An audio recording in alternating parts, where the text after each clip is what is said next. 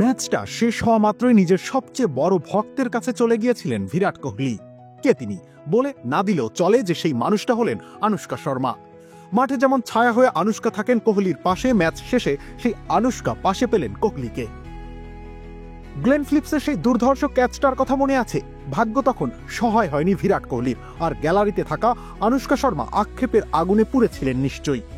তবে ক্রিকেট বিধাতা পরের ম্যাচেই বদলে দিয়েছেন দৃশ্যপট।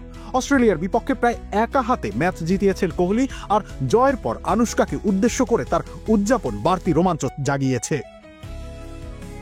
দু একটা ম্যাচে প্রত্যাশা মেটাতে না পারলেই জ্ঞান জ্ঞান রব ওঠে, অবসরের আহ্বান শোনা যায়, অথচ বিরাট কোহলি এখনো নাম্বার ওয়ান।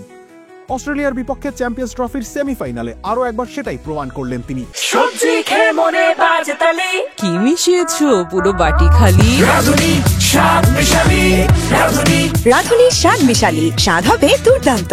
৯৮ বলে ৮৪ রানের দুর্দান্ত এক ইনিংস খেলে দলকে পৌঁছে দিলেন ফাইনালে, বুঝিয়ে দিলেন এখনো ভারতের মেইন ম্যান তিনি নিজেই। তবে ম্যাচ শেষে এই তারকা আরো একবার দখল করে নিলেন লাইমলাইট। দলের সবাই যখন একে অপরের সঙ্গে উল্লাসে ব্যস্ত, তখন তিনি চলে গিয়েছেন গ্যালারির কাছাকাছি, নিজের প্রিয়তমার কাছে। সে সময় তার মুখে ছিল চওড়া হাসি, আর বাতাসে পাঞ্চ মেরে বুঝিয়ে দিয়েছিলেন কতটা খুশি হয়েছেন।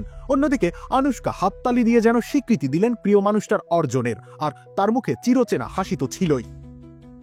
ক্রিকেট আর বলিউড, দুই জগতের দুই সুপারস্টারের জুটি এখন টক অব দ্য টাউন। কি সুন্দরভাবেই তারা সমর্থন জুগিয়ে যাচ্ছেন একে অপরকে। বিশেষ করে কোহলির খেলার সময় গ্যালারিতে আনুশকা থাকা মানেই বাড়তি উচ্ছ্বাস। কোহলির নিজেও বোধ হয় ভালো করার বাড়তি অনুপ্রেরণা পান। আরও একটা শিরোপার দ্বার প্রান্তে দাঁড়িয়ে তিনি তাই নিজের স্ত্রীকে পাশে চাইবেন নিশ্চয়ই।